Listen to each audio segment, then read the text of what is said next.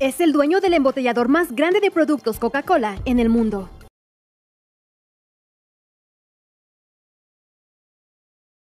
Su familia pertenece a los empresarios más ricos del país. Su nombre, José Antonio Fernández Carvajal, mejor conocido como El Diablo. El Diablo Fernández, apodado así en el mundo de los negocios, es presidente de Fomento Económico Mexicano, FEMSA, empresa multinacional de origen regiomontano, líder en el sector de bebidas y comercio. De origen poblano, Fernández Carvajal pertenece al Grupo Monterrey, una cúpula de empresarios que industrializaron al Estado y que cuentan con gran poder político y económico. Y entre los que se encuentran, por ejemplo, dueños de firmas como Cemex. En su apellido y parentela, carga la huella de los negocios. Hijo del poblano Ángel Fernández, un empresario exitoso en el mundo de las harinas, y Eloína Carvajal de Fernández, desde muy corta edad, José Antonio buscó suerte en el estado regio. Ahí contrajo nupcias con Eva Garza La Güera Gonda, una de las 4 hijas del famoso matrimonio conformado por el empresario Eugenio Garza La Güera, expresidente y fundador de FEMSA, y Eva Gonda Rivera, actualmente la 5ª persona con más fortuna en el país, con una suma contabilizada en $6.700 millones. Tras fallecer en 2008, Eugenio Garza La Güera, su esposa y sus 4 hijas heredaron el 50% de las acciones de Coca-Cola FEMSA, así como los otros negocios de FEMSA. Las tiendas de conveniencia OXXO, 20% de las acciones de la compañía holandesa Heineken, y la nueva cadena de gasolinerías OXXO Gas, y hasta una franquicia de farmacias, reafirmándose como una de las familias más ricas del país. Por su parte, Fernández Carvajal ingresó a FEMSA en 1988 y para 1995 fue nombrado director general. En 2001, asumió la presidencia del Consejo de Administración de la compañía, ocupando ambos cargos hasta enero del 2014. A la fecha solo conserva el cargo de presidente del Consejo de FEMSA. Justamente al frente de FEMSA, su mote de El Diablo se reforzó por llevar a la firma a la cumbre del éxito. Fue El Diablo quien lanzó al mercado la cadena OXXO y que a la fecha suma más de 21.121 puntos de venta. Fue él quien también vendió la totalidad de las acciones de la cervecería Cuauhtémoc, una transacción que le retribuyó una suma de más de $7.000 millones, así como un lugar en el Consejo de Administración de Heineken. En 2013 fue nombrado el mejor CEO de México y uno de los más destacados en el mundo. Pero El Diablo también está en otros negocios. Fiel al clásico modelo empresarial, Fernández Carvajal también es miembro del Consejo de Administración de otras reconocidas firmas, entre ellas de Industrias Peñoles, la segunda minera más grande del país y propiedad del fallecido Alberto Balleres. También de Grupo Televisa, el consorcio de comunicación que por años dirigió el monopolio informativo y televisivo del país, además de dirigir el Instituto Tecnológico y de Estudios Superiores de Monterrey. Esto refleja el poder del Diablo en el mundo empresarial.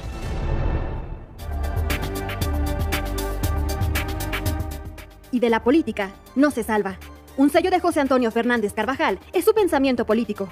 Públicamente se ha pronunciado a favor del libre mercado y de los intereses empresariales. Las políticas populistas de los gobiernos de Luis Echeverría y de José López Portillo, que consistían en una mayor participación del Estado en la economía, la regulación de los precios, la política salarial con orientación partidista y el manejo indisciplinado del gasto del gobierno y por ende de sus finanzas públicas, generaron un terrible aumento del déficit fiscal y una multiplicación de la deuda del país. A 30 días de realizarse las elecciones presidenciales en 2018, en las que competían el actual presidente Andrés Manuel López Obrador y los candidatos José Antonio Meade y Ricardo Anaya Cortés, Fernández Carvajal publicó un video señalando los males del populismo. Coincidentemente, en ese mes, varios empresarios de las más altas esferas comerciales hicieron un llamado a sus trabajadores a no votar por el candidato de las izquierdas, López Obrador. Lo hizo Alberto Balleres, con sus empleados en Perisur, en una reunión de carácter obligatorio. Germán Larrea, de la minera Grupo México. Y según registró la prensa, el fenómeno también se repitió en empresas como Aeroméxico, Cinépolis y Vasconia, quienes incluso advirtieron de un retroceso social y hasta detrimento de la economía. Todos estamos muy enojados con nuestros políticos, por la corrupción, por la impunidad, por la inseguridad, por los malos servicios, por la falta de oportunidades. Y todo ello puede nublar nuestro juicio y puede llevarnos a tomar un camino populista que resulta muy atractivo para mucha gente, pero que ha probado ser equivocado y afectar gravemente a la población, especialmente a la población más desprotegida. Somos optimistas, pero tenemos la responsabilidad de estar preparados por si desafortunadamente el 1 de julio gana la opción populista, con todas sus consecuencias. Más tarde, el diablo, ya sin pudor, mostraría su verdadera cara. La democracia, si bien es definitivamente la forma idónea de convivencia en cualquier ámbito, en realidad ha estado bajo asedio en muchas partes del mundo en estos últimos años.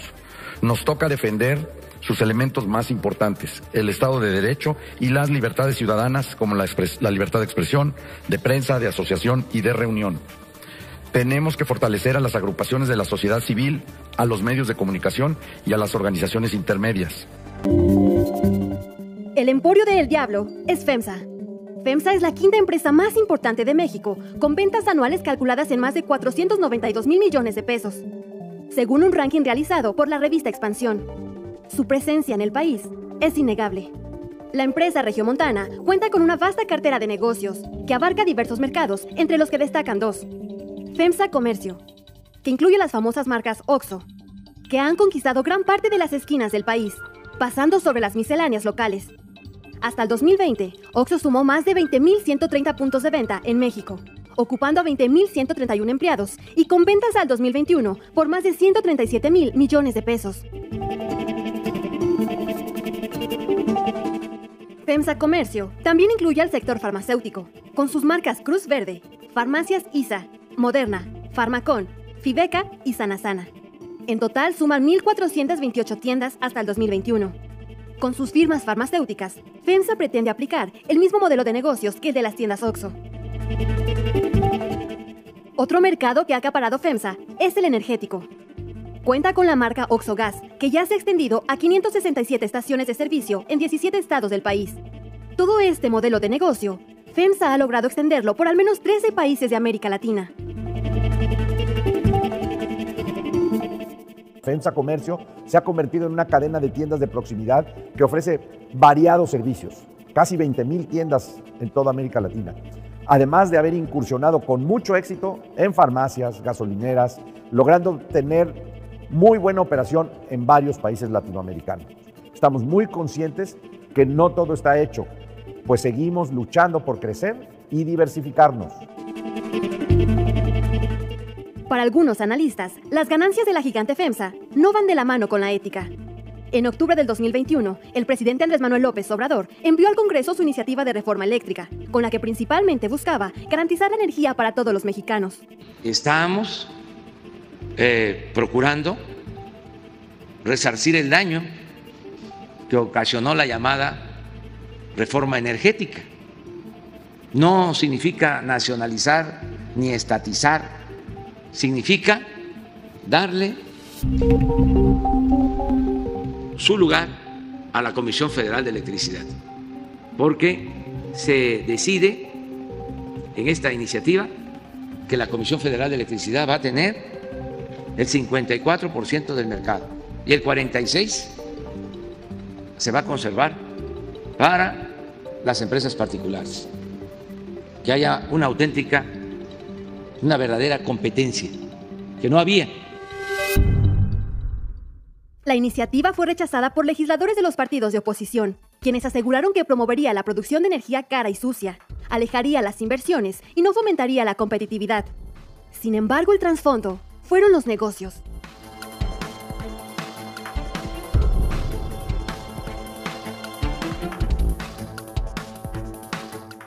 El gobierno federal reveló que en materia energética prevalecía el abuso por parte de un grupo selecto de empresarios, a costa del pueblo y del erario público. Un ejemplo fue el uso de esquemas de sociedades de autoabastecimiento. Dichos esquemas son ilegales y no tienen permitido vender energía eléctrica. Sin embargo, durante años, firmas como OXXO se valieron de estos para recibir energía entre 3 y 6 veces más barata que la población en general. ¿Cómo es posible de que OXXO pague 3 veces menos por la luz que lo que paga una familia en México? Pero esto no es un asunto casual. Es que los dueños de OXXO eran los que mandaban en México. En últimos años, FEMSA presumió en sus reportes anuales que el 100% de la energía eléctrica que ocupan sus tiendas y centros de distribución eran abastecidas con energía eólica renovable. Pero el gobierno federal reveló que detrás de esta generación eléctrica realmente estaba la ilegalidad. Que no estén mintiendo hablando de energías limpias cuando en el fondo se trata de negocios sucios. Y no queremos que nos pase, porque ese modelo lo trajeron de España. En febrero, el Diablo respondió, negando las acusaciones del gobierno y mediante una campaña en redes sociales. Yo pago muchísimo menos de luz que Oxxo. Papelito habla, la verdad siempre sale a la luz. Ellos muestran un recibo de luz de CFE, o sea que pagan a CFE, de 2.51 pesos por kilowatt hora. Primero hay que aclarar que el 95% de su energía la reciben de los autoabastos de estas empresas como Iberdrola, como Enel, como muchas otras que se han beneficiado de un sistema ilegal porque no está permitido vender bajo este esquema y que no pagan la transmisión. Y al no pagar la transmisión, pues obviamente con ese subsidio reciben menores tarifas. El 95% lo reciben de ellos, el 5% lo reciben de CFE. Es producto de un sistema tarifario que venimos arrastrando, injusto e inequitativo, donde empresas como el Oxxo están o tienen una tarifa fija y los hogares tienen una tarifa creciente. Imagínense, hogares que van a pagar hasta 6.30 versus el Oxxo de 2.51. La falta de pago de servicio de porteo se traduce en un costo para la empresa de 11 centavos por el transporte de cada kilowatt hora, mientras una tiendita paga 1 peso. Las pérdidas para la CFE y la población mexicana por este hecho se estiman en 593 millones de pesos, tan solo en 2021. Lo pagamos todos los mexicanos en nuestros recibos. O sea, este beneficio no es ni siquiera un subsidio del Estado, es un subsidio que damos todos los mexicanos por no pagar el transporte. No está aquí incluido el costo del respaldo, el que me permite tener energía eléctrica las 24 horas en cada uno de los Oxxos, que lo hace CFE y que tampoco lo pagan. La Comisión Federal de Electricidad exhortó por segunda ocasión al Diablo a acudir a la conferencia matutina para aclarar con datos la verdad sobre su pago de tarifas. Pensamos que es innecesario que el Oxxo pague tanto dinero en la propaganda que realizó ayer por diversos medios y que quizás sea mejor que de cara a la nación, en un debate, en una confrontación técnica de datos entre nosotros y los equipos de Oxxo, se pueda presentar en este espacio pues el señor José Antonio Fernández Carvajal o quien designe la empresa FEMSA a fin de analizar los datos que ellos tienen y los datos que nosotros tenemos. Pero hasta mayo de 2022, el Diablo sigue sin dar respuesta a la petición del gobierno federal.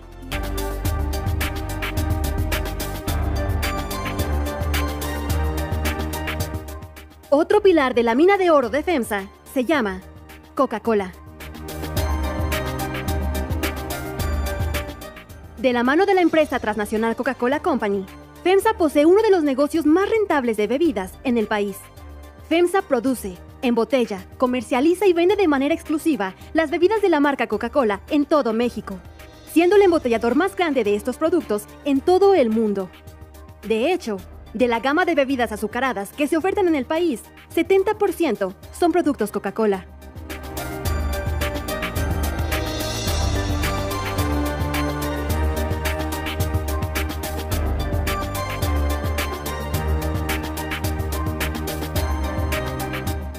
Coca-Cola ha sido una marca cuestionada por activistas y ambientalistas. Sus productos han sido asociados a la pandemia de obesidad que actualmente enfrenta el país, con 72% de las y los mexicanos mayores de 18 años con sobrepeso y obesidad, y 33% de los menores de edad con la misma condición. Además de las afectaciones a la salud, comunidades acusan a Coca-Cola de apropiarse y extraer los depósitos históricos de agua de los pueblos. Una investigación de Contralínea reveló que 6 de las 8 razones sociales de Coca-Cola cuentan con permisos para explotar más de 28.203.000 metros cúbicos de agua al año, mediante 43 títulos de concesión, ubicados principalmente en la península de Yucatán.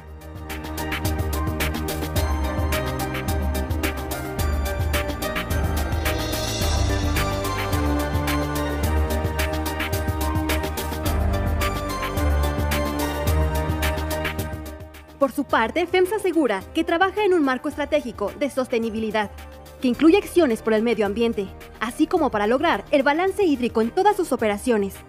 Entre sus logros, enlista a su programa Lazos de Agua.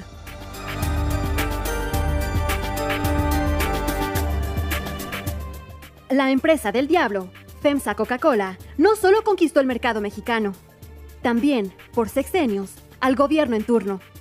Investigaciones periodísticas han evidenciado que en Coca-Cola existe un modus operandi consistente en reclutar expresidentes, exsecretarios de Estado y otro tipo de servidores públicos, a cambio de beneficios para la transnacional. A la fecha se tiene el registro de al menos 16 personajes, por ejemplo, el expresidente Vicente Fox Quesada, quien trabajó para esta empresa por 14 años, al frente de la División de América Latina. También el expresidente Ernesto Zedillo, quien fue asesor de la marca. Mercedes Juan, secretaria de Salud en el gobierno de Enrique Peña Nieto, también figura en la lista. Lo mismo que el priista Genaro Borrego Estrada, exgobernador de Zacatecas y exdirector del IMSS. Y actualmente, Roberto Campa Cifrián, director de Asuntos Corporativos de FEMSA y quien antes fue secretario del Trabajo, así como titular de la Procuraduría Federal del Consumidor. Durante décadas, esta interferencia política en los principales mercados como México, Brasil, India y otros países ha supuesto una gran carga para la salud de las personas y el planeta, pero en gran medida no se ha dado a conocer.